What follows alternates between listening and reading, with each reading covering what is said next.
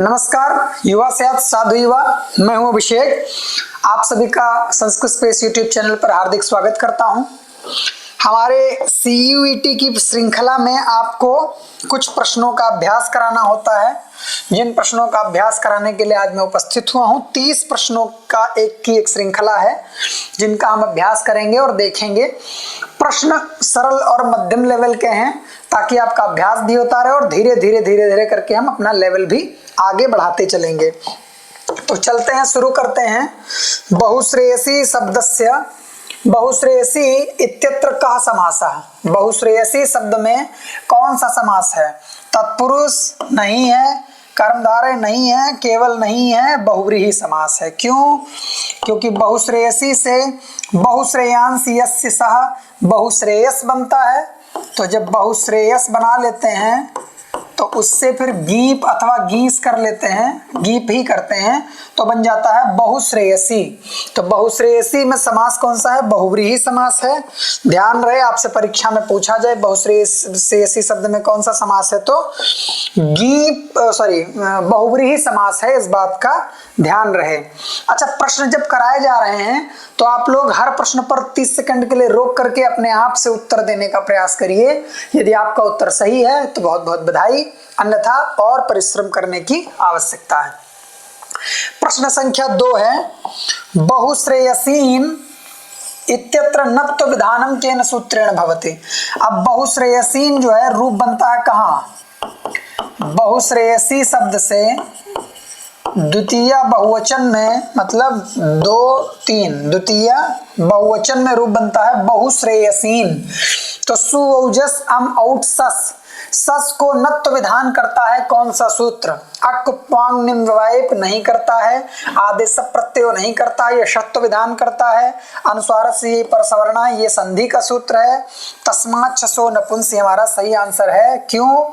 सस को, ये कह रहा है ससो नपुंसी, सस को क्या आदेश करता है? नत्व विधान कर देता है, तो रूप बन जाता है क्या? बहुश्रेयसीन। ठीक है, बहुश्रेयसीन में नत्व विधान कौन सा सूत्र करता है? तस्मात् छसो नपुंसी। ठीक है, आगे चलते हैं। फिर बहुश्रेयसी शब्द आ गया। बहुश्रेयसी शब्द से सप्तम एकवचने रूपम भवति। बहुश्रेयसी शब्द से सप्तमी एकवचन में क्या रूप बनता है, ऐसा प्रश्न है। तो बहुश्रेयसी शब्द जो है, श्रेयसी लिख लेते हैं। बहुश्रेयसी शब्द जो है दीर्घ इकारांत है। किसकी तरह? नदी की तरह। तो नदी से क्या बनता है सप्तमी एकवचन में? नद्याम। तो बहुश्रेयसी से क्या बनना चाहिए? बहुश्रेयस्याम, यही बनना चाहिए। देखते हैं ऑप्शन में, बहुश्रेयस्याम पहला ही ऑप्शन में है। बहुश्रेयसे चतुर्थी का है, श्रेयस नहीं बनता, बहुश्रेयसौ नहीं बनता। तो हमारा सही आंसर क्या हुआ? ए, बहुश्रेयस्याम। बहुश्रेयस्याम सप्तमी एकवचन में बनेगा। ठीक है, आगे चलते हैं। अगला प्रश्न है, पितृ शब्दात् सस् कृते रूपम भवति। मतलब पितृ शब्द है, इससे सस् प्रत्यय करेंगे तो क्या रूप बनने वाला है इन चारों में से? सुओजस अम औट सस द्वितीय बहुवचन का रूप बनने वाला है। ठीक है, तो ध्यान ये रखना है, पिता तो नहीं होगा। ठीक है, साथ में यहाँ पर सस के स्थान पर क्या क्या होता है? एक तो होता है सवर्ण दीर्घ, सवर्ण दीर्घ होता है। जब दीर्घ हो जाएगा तो छोटा री तो नहीं होगा, 2 बार री होगा, बड़ा री होगा, तो ये तो नहीं बनेगा। अब कंफ्यूजन है इसमें और इसमें, कौन सा रूप बन सकता है, क्योंकि दोनों में बड़ा री है। तो एक बात ध्यान रखनी है कि यहाँ पर नत्व भी होता है। जब नत्व हो जाएगा तो पितृन रूप सही हो जाएगा। सही जो रूप होगा वो कौन होगा? पितृन सही रूप हो जाएगा। और ये जो पितृ बना हुआ है, या मातृ शब्द से जब रूप चलाएंगे तो मातृ ही बनता है, मातृन नहीं बनता है। पिता शब्द से पितृन बन जाता है, लेकिन मातृ शब्द से मातृन न बन के मातृ ही बनता है, मातृ ही।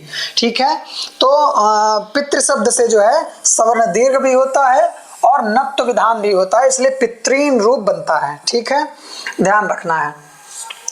आगे चलते हैं, अगला प्रश्न है, अगला प्रश्न है पिता शब्दस्य चतुर्थी एकवचने मतलब 4 का 1, सप्तमी एकवचने 7 का 1 और सप्तमी द्विवचने बने 7 का 2 च रूपाणि भवन्ति। 3 स्थलों के रूप आपसे पूछ लिया है। अब 3 स्थलों के रूप पूछ लिया है, तीनों को क्रम से लगाना है, क्रमशः लगाना है। तो देखते हैं पित्रायी कई रूप बनता है, नहीं बनता है। इसका मतलब जब पित्रायी चतुर्थी एकवचन में पित्रायी रूप नहीं बनता है, जब नहीं बनता है तो ए ऑप्शन तो गलत हो गया। चतुर्थी एकवचन में पित्रे रूप बनता है, हाँ बनता है, तो पित्रे बनता है तो बी वाले पर भी देख सकते हैं। फिर चतुर्थी सप्तमी एकवचन में पित्रौ, पित्रौ रूप नहीं बनता है। सप्तमी एकवचन में भी पित्रौ रूप नहीं, सप्तमी द्विवचन में पित्रौ रूप नहीं बनता है, तो बी ऑप्शन भी गलत हो गया। उसके बाद चतुर्थी एकवचन में पित्रे तो बनता है, पितरी, पितरी जो रूप बनता है वो सप्तमी एकवचन में बनता है, लेकिन यहाँ क्या है सप्तमी एकवचन, तो अभी ऑप्शन सही है। पित्रे चतुर्थी एकवचन में बनता है और पितरी बनता है सप्तमी एकवचन में, तो अभी ठीक चल रहा है। फिर आ गया पितरोह, फिर आ गया पितरोह, तो क्या सप्तमी द्विवचन में पितरोह रूप बनता है, तो पितरोह रूप नहीं बनता है, तो तीसरा भी गलत हो गया। पित्रे चतुर्थी एकवचन सही है, पितरी सप्तमी एकवचन सही है, पित्रोह सप्तमी द्विवचन में बनता है। क्या बनता है, पितरी पित्रोह, सप्तमी द्विवचन में क्या बनता है, पितरी पित्रोह पितृषु, ठीक है। तो सप्तमी द्विवचन में पित्रोह रूप बनता है, ना कि पितरोह। तो ए बी सी तीनों गलत हो गए, डी विकल्प हमारा सही हो गया। आप लोग इन सभी प्रश्नों को 30 सेकंड के लिए, 10 सेकंड के लिए, 15 सेकंड के लिए पॉज करिए और करके देखिए कि आप कर पा रहे हैं, नहीं कर पा रहे हैं। नहीं कर पा रहे हैं तो आपको रूप रिवीजन करने की भी जरूरत है। ठीक है, चलते हैं आगे। प्रश्न है कि एकम अभिकथनम अपरम कारणम। एक दो वाक्य दिए हुए, एक अभिकथन है और दूसरा वाक्य उस अभिकथन का कारण है। आपको देखना है कि जो प्रश्न में पूछा जाएगा। पहला प्रश्न है पितृपदात् अनंग आदेशे कृते पिता इति रूपम सिद्ध्यति। मतलब ऐसा कह रहा है कि पितृ शब्द से पहले अनंग आदेश होता है और उसके बाद पिता रूप बनता है। क्या रूप बनता है, पिता, ठीक है। तो ये बात सत्य है या गलत है, तो ये बात सत्य है। पितृ शब्द में अनंग आदेश करेंगे, अंग का लोप हो जाएगा, अन बचेगा, बाद में सारी प्रक्रिया करके पिता रूप बनाते हैं। पिता पितरो पितरा रूप चलता है, ठीक है। ये बात तो सही हो गई। जब ये बात सही हो गई तो कथन तो हो गया सही। अब आ जाता है दूसरा वाक्य, रीजन। रीजन जो है ऋतु सनस्पुरुदंसो नेहसाम च इत्यनेन सूत्रेण अनंगादेशः। ऋतु सनस्पुरुदंसो नेहसाम, इस सूत्र से अनंग आदेश होता है। तो ये बात सच है, हाँ ये बात भी सच है। अब देखो विकल्प पूछ रहा, शुद्धम विकल्पम चिन्हत। अभिकथनम सत्यम कारणम असत्यम। अभिकथन सत्य है, कारण असत्य है। अभिकथन सत्य है, कारण भी सत्य है, ये तो नहीं हो सकता। अभिकथनम असत्यम कारणं च सत्यम, ये भी गलत, क्योंकि दोनों वाक्य सही हैं। द्वे सत्ये आर ए इत्यस्य सम्यक व्याख्यान च करोति। दोनों वाक्य सही हैं, लेकिन आर जो रीजन है वो अभिकथन ए की व्याख्या, सम्यक व्याख्या करता है।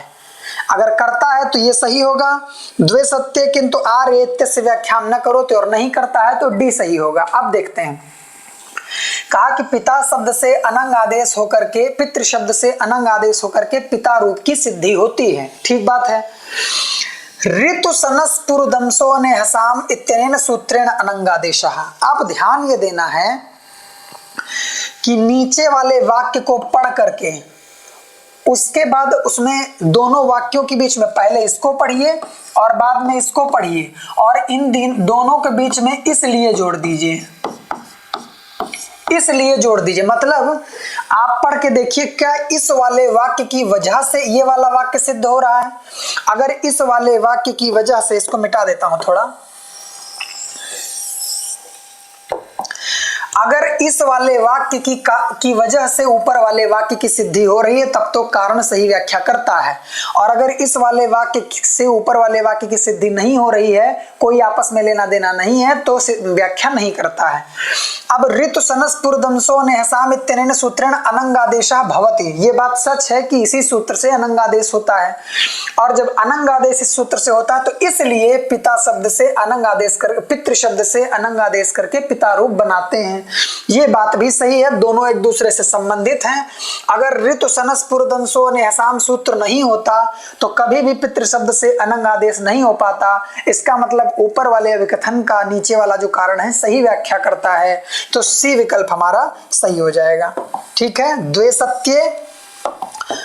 सत्य और आर ए इत्यस्य सम्यक व्याख्या, माने आर रीजन जो है वो अजर्सन की व्याख्या ठीक तरीके से करता है, ये बात हमारी हो गई सिद्ध। तो जितने भी आपके ये वाले हैं, क्या नाम, अजर्सन रीजनिंग वाले, विकथन कारण वाले जो भी प्रश्न हैं वो इसी विधि से आपको हल करने हैं। ठीक है, आगे चलते हैं। प्रश्न है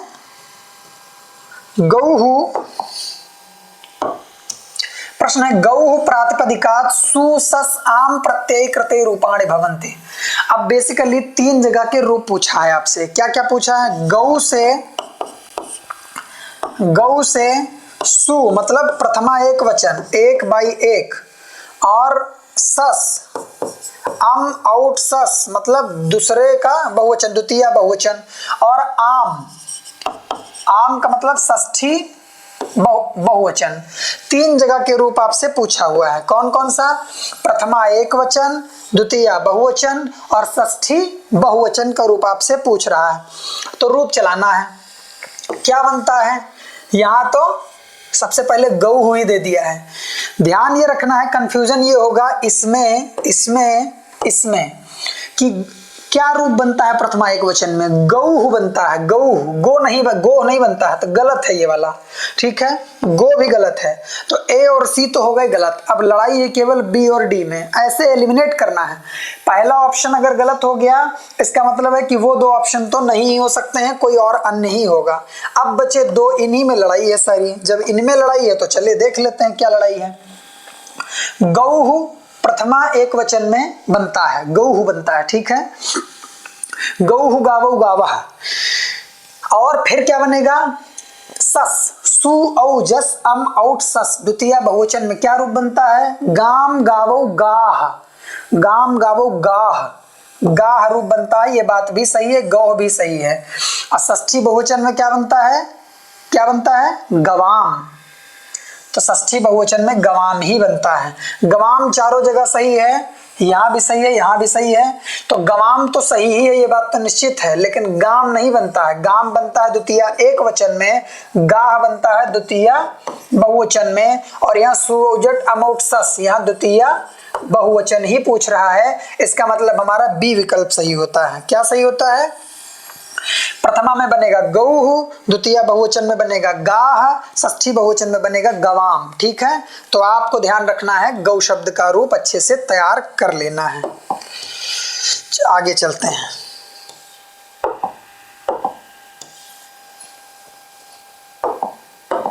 क्या गड़बड़ है?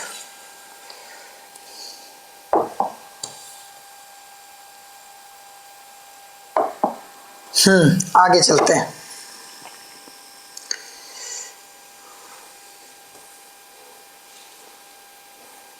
अच्छा, यहां से हमने 7 प्रश्न कर लिए हैं, 8वें से शुरू करते हैं। अधोलिखितेषु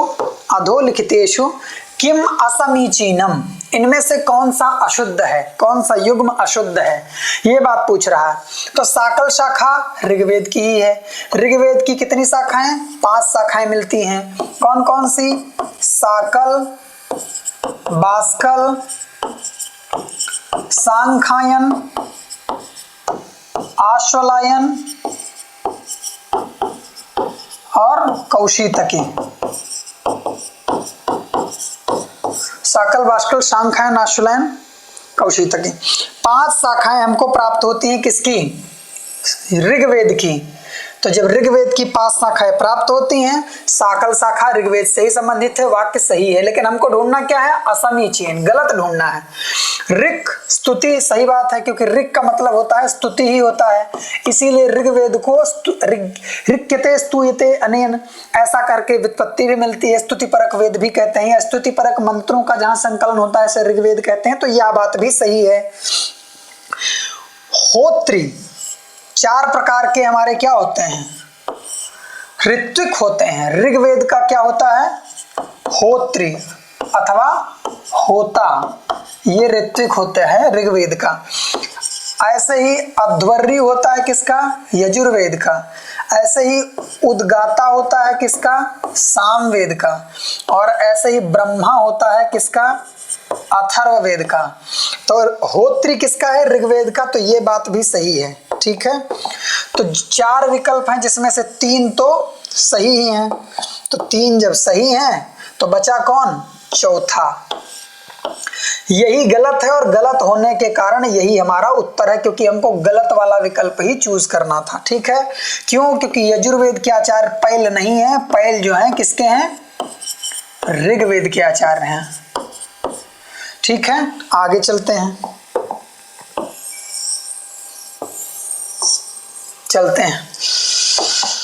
फिर 9 नंबर प्रश्न आता है, ऋग्वेदेन सह संबंधितम आरण्यकम अस्ति। ऋग्वेद से संबंधित आरण्यक कौन सा है, ऐसा प्रश्न है। ऋग्वेद का आरण्यक इसमें ऋग्वेद से संबंधित कौन है, तो देखो जैमिनी ऋग्वेद से संबंधित है नहीं, सामवेद से संबंधित है।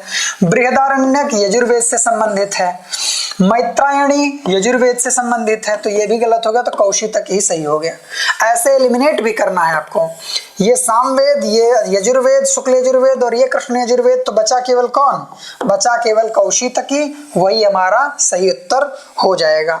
ठीक है, इस प्रश्न में बहुत ज्यादा दिक्कत भी नहीं है, और ऋग्वेद के बहुत आसान भी हैं आरण्यक वगैरह। ठीक है, अगला प्रश्न है, सम्यक मेलनम करो, तो ठीक तरीके से इनका मेल करना है। ये विकल्प दिए हुए हैं और आपको नीचे चूज करना है। तो पहला है ए हमारा यजुर्वेद। यजुर्वेद 9 प्रकार का होता है, नहीं। यजुर्वेद का ऋत्विक उद्गाता होता है, नहीं। यजुर्वेद को दस्तई कहते हैं, नहीं। यजुर्वेद का ऋत्विक जो होता है वो अध्वर्यु होता है। इसका मतलब ये हो गया कि ए का 4, अब ढूंढो इसमें कि ए का 4 कहाँ है। देखा जाए वैसे तो ए का 4 केवल एक ही ऑप्शन है जिसमें है, बाकी किसी में है ही नहीं, तो डी विकल्प हमारा सही होना चाहिए। ठीक है, लेकिन फिर भी हम एक बार सारा कर लेते हैं। ठीक है, ताकि आपको समझने में आसानी रहे। तो यजुर्वेद का जो है क्या है, अध्वर्यु होता है यजुर्वेद का, तो जब अध्वर्यु यजुर्वेद का होगा तो ए का हो गया 4, और ऋग्वेद को दस्तई भी कहा जाता है, तो बी का हो गया 3, क्योंकि ऋग्वेद में 10 मंडल होने की वजह से उसको दस्तई के नाम से भी जाना जाता है। सामवेद का जो ऋत्विक होता है वो कौन होता है, उद्गाता, तो सी का हो गया 2, और अथर्ववेद कितना हो गया, अथर्ववेद हो गया 9, क्योंकि पतंजलि ने क्या कहा, नवधाथर्वणो वेदा, तो डी का हो गया 1। अब मिला लो, ए का 4, बी का 3, सी का 2, डी का 1, मतलब हमारा डी वाला विकल्प जो है वो पूर्णतया सही है।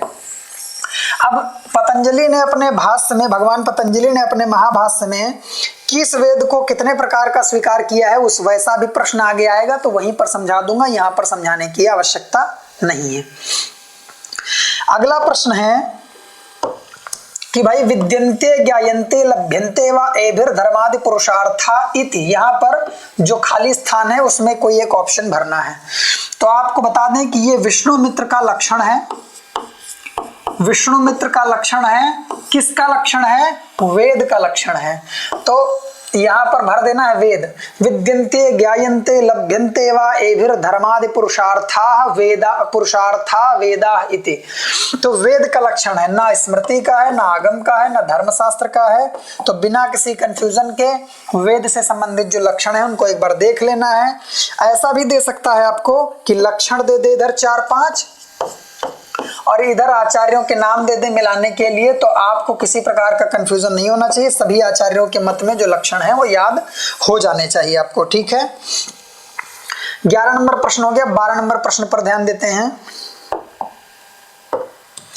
ऋग्वेदस्य कयोर्द्वयोर मंडलयोः समानानि सूक्तानि सन्ति। ऋग्वेद के कौन से दो मंडलों में सूक्तों की संख्या समान है? तो मैं आपको बता दूं कि ऋग्वेद का सबसे बड़ा मंडल पहला मंडल है। यद्यपि ऋग्वेद के पहले सूक्तों की संख्या क्या है? 191 सूक्त, 43 सूक्त, 62 सूक्त, 58 सूक्त, 87 सूक्त, 75 सूक्त, 104, 103, 114, 191। तो क्या बात समझ में आई कि पहले में 191 है और 10वें में भी 191 है। दोनों मंडलों में, पहले में भी और 10वें में भी सूक्तों की संख्या समान है। लेकिन ध्यान रखना है कि जब आपसे प्रश्न पूछा जाए कि ऋग्वेद में सबसे बड़ा मंडल कौन है, तो पहला मंडल है। क्यों? क्योंकि सूक्तों की संख्या समान है लेकिन मंत्रों की संख्या समान नहीं है। सूक्तों की संख्या समान होने के बाद भी प्रथम मंडल में मंत्रों की संख्या अधिक है 10वें मंडल से, इसलिए सबसे बड़ा जो बृहत काय मंडल माना जाता है वो प्रथम मंडल को ही माना जाता है। किसी प्रकार का कंफ्यूजन आपके मन में नहीं होना चाहिए। इस प्रश्न का सही आंसर क्या होगा? प्रथम दशमयोः, डी आपका सही आंसर हो गया। आगे चलते हैं, अग्रे चलामः, ठीक है। हाँ, प्रश्न है, थोड़ा छोटा कर लेते हैं।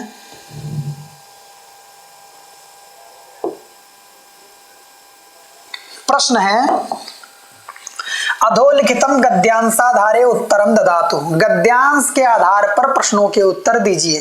गद्यांश क्या है?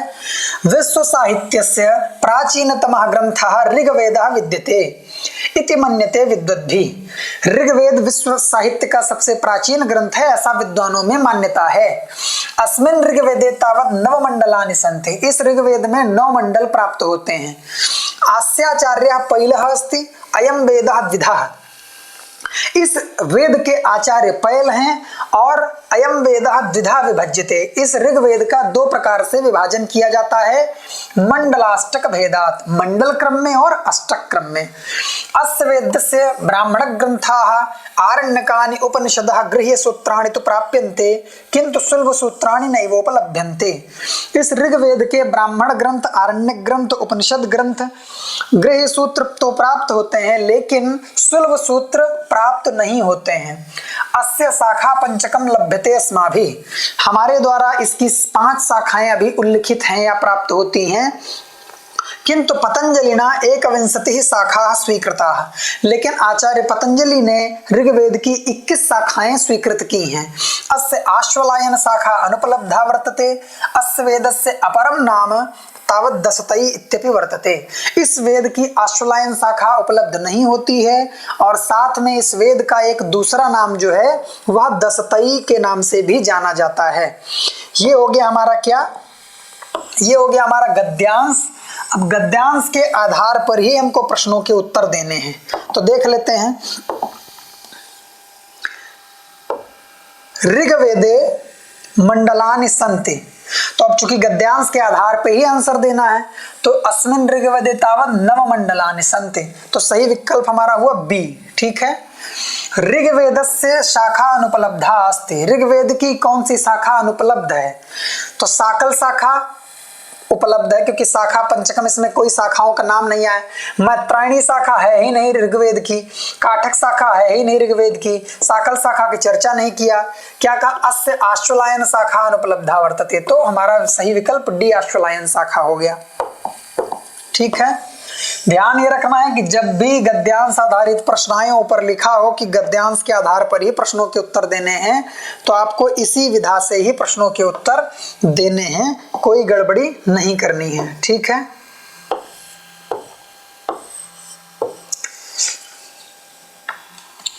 अब देखो, फिर कह रहा है पतंजलिना ऋग्वेदस्य शाखा स्वीकृता। जब हम गद्यांश पढ़ रहे थे तो लिखा था कि पतंजलिना ऋग्वेदस्य 21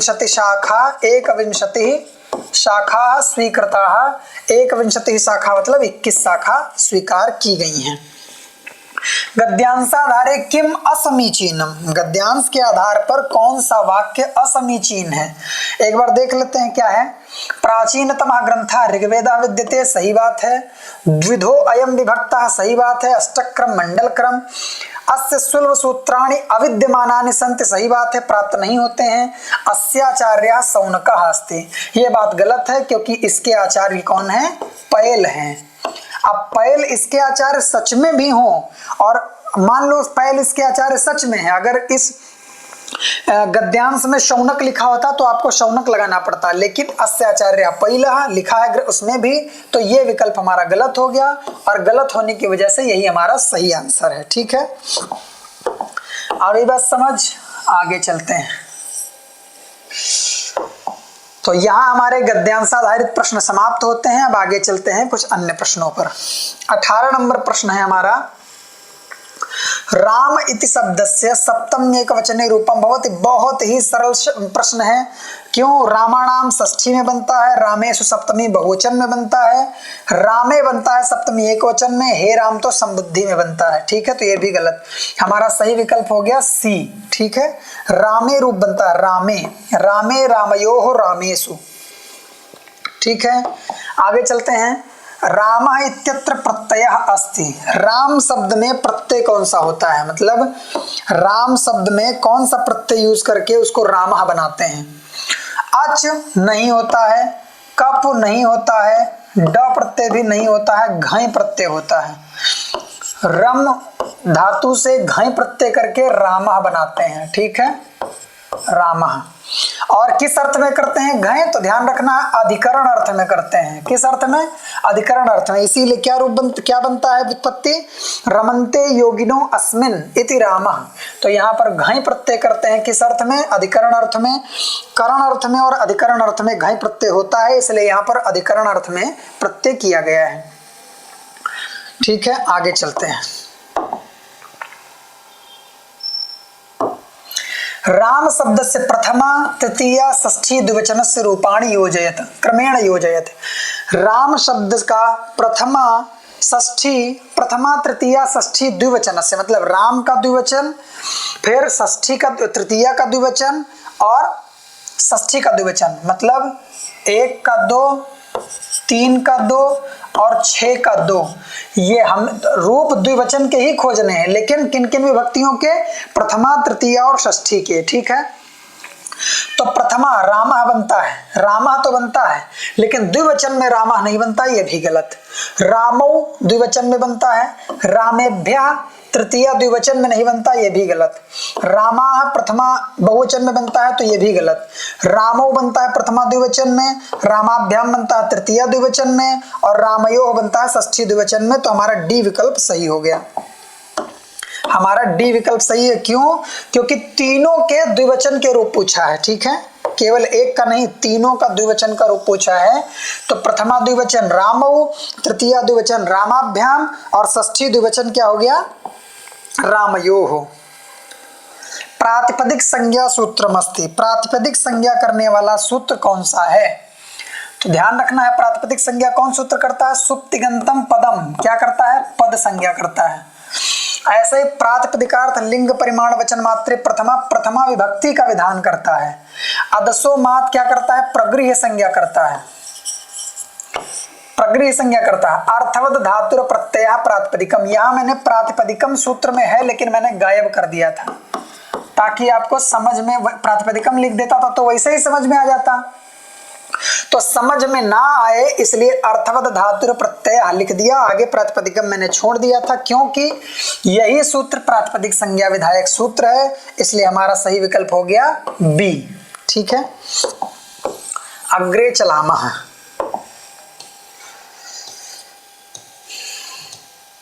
राम शब्द से द्वितीया चतुर्थी सप्तमी, द्वितीया चतुर्थी सप्तमी विभक्तों प्रत्ययाः युज्यन्ते। द्वितीया चतुर्थी और सप्तमी विभक्ति में कौन से प्रत्यय जुड़ते हैं।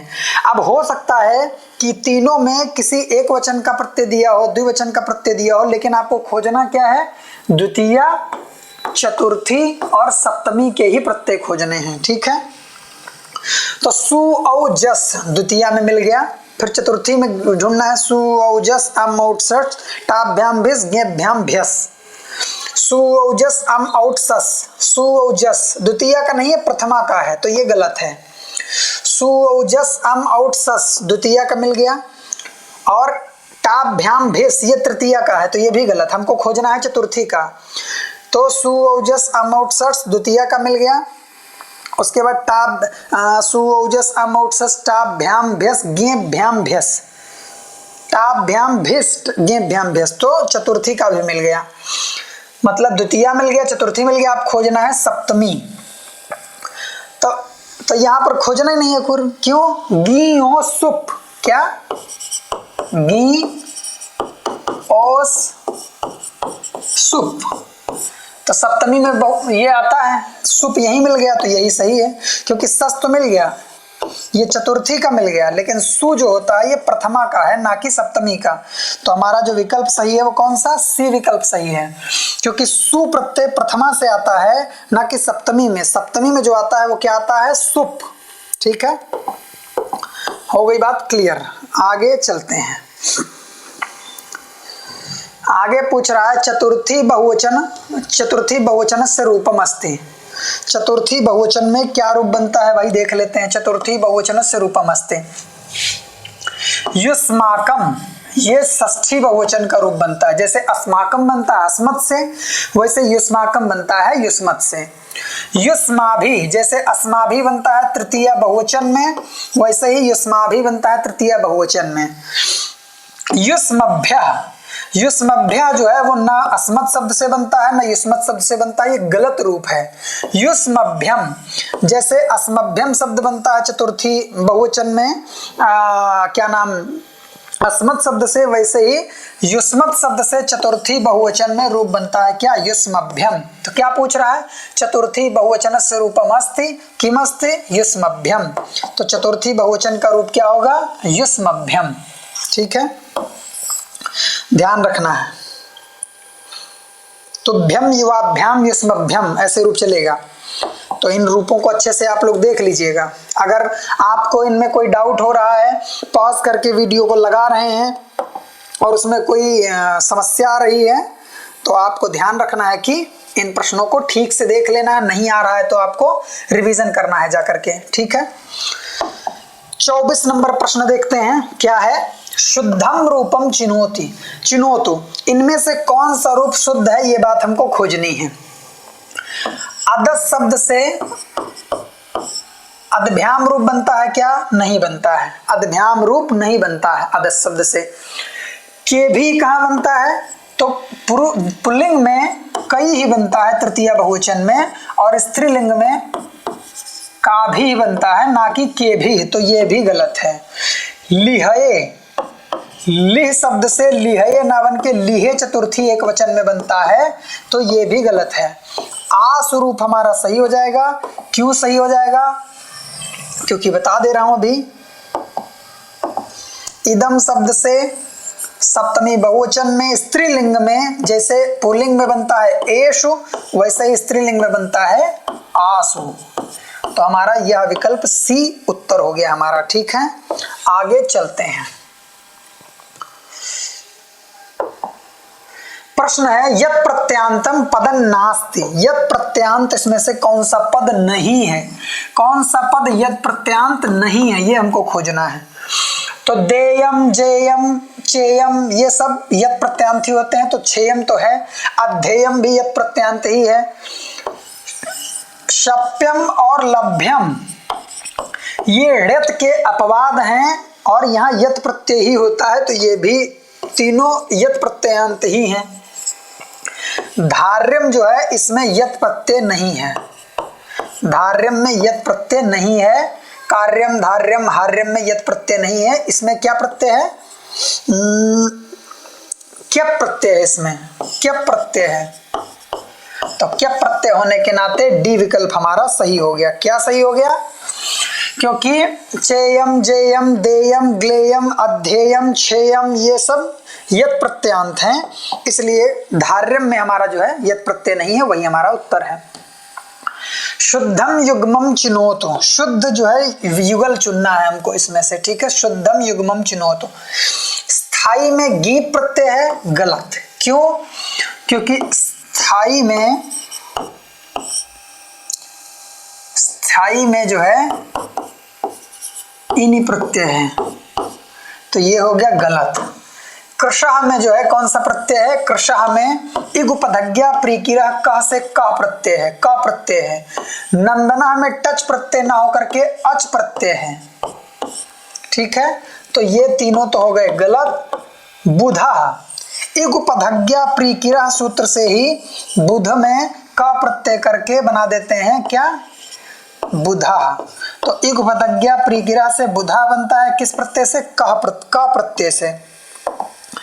का प्रत्यय करके बुधा बनाते हैं, इसलिए हमारा सही विकल्प क्या हो गया? बुधा, मतलब डी हमारा सही विकल्प हो गया। आगे चलते हैं। ध्यान रखना, कृशा में अच प्रत्यय नहीं है, कृशा में क प्रत्यय है, नंदन में अच प्रत्यय है, स्थाई में इनी प्रत्यय है, गीप नहीं है। ध्यान रखना है, कंफ्यूजन ना हो किसी तरीके का। नास्ति क्त प्रत्ययांतम पदम, कौन सा इसमें से ऐसा पद है जिसमें क्ता प्रत्यय नहीं होता है? तो शीर्ण में क्ता प्रत्यय ही है, सही है, एकदम सही। शुशोकः, इसमें क्ता प्रत्यय को शुशोकः हो जाता है तो शुष्का बन जाता है, यह भी क्ता प्रत्यांत ही है, सही है। ऐसे एक विशेष सूत्र है लूना, ना कर देता है क्ता प्रत्यय को, तो लूना में भी क्ता प्रत्यय है, ये भी सही है। बचा क्या? क्षमा, क्षमा नहीं, सूत्र है क्षायो क्षायो मह, इसमें जो है क्ता प्रत्यय को क्या हो जाता है? म, तो रूप बनता है क्षामा। क्षमा रूप बनेगा तो क्ता प्रत्यांत होगा, क्ता प्रत्यांत में क्षमा जो है सही शब्द नहीं है। क्षमा क्या है? सुबंत शब्द है, हालांकि सुबंध तो क्षमा भी है, लेकिन क्ता प्रत्यय करने के बाद क्षमा नहीं बनेगा, क्षमा नहीं बनेगा, क्षमा बनेगा। बाकी के जो तीन हैं ये तीनों क्ता प्रत्यांत ही हैं।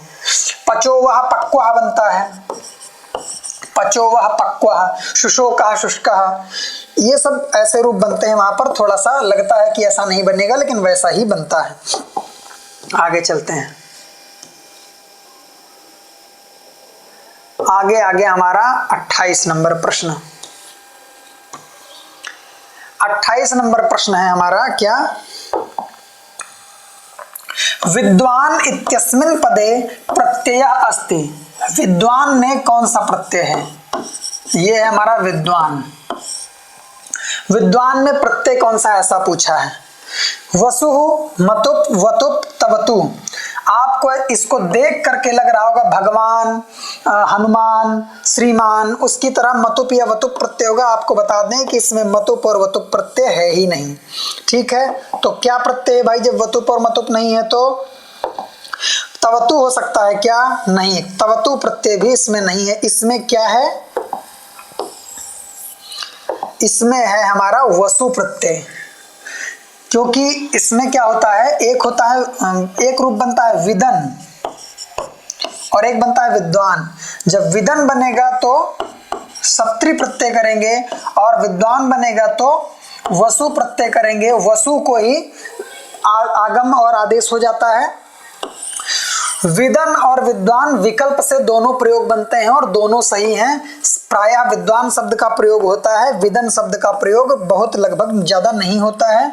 लेकिन विद्वान शब्द में जो प्रत्यय है वो कौन सा है? वसु प्रत्यय है। किसी प्रकार का कंफ्यूजन आपसे नहीं होना चाहिए। 29 नंबर प्रश्न देखते हैं।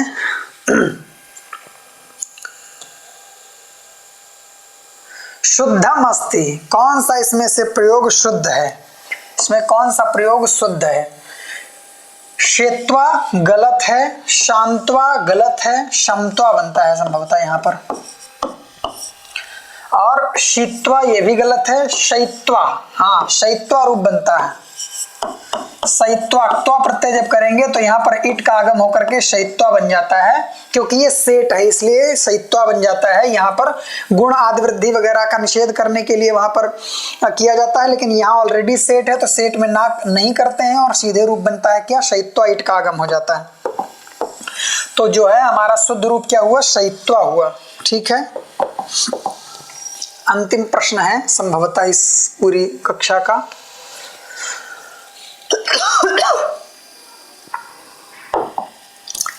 शुद्धम अस्ति, कह रहे कौन सा इसमें से शुद्ध है।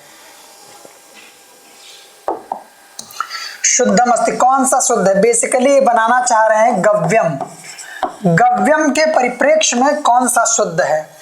गवि अम, अब देखो गवि और अम इको यणच कर लें, इक को यण अगर आदेश कर लें तो गव और या आगे मिल जाएगा, गव्यम बन तो जाएगा, लेकिन गव्यम का जो संधि विच्छेद किया जाता है वो ये नहीं होता है, इसलिए ये सही नहीं है। ठीक है, गव्यम का ये संधि विच्छेद सही नहीं है। बन तो जाएगा गव्यम, लेकिन यह सही नहीं है क्योंकि संधि विच्छेद गलत है। गवयम भी बन जाएगा, लेकिन ये भी गलत है।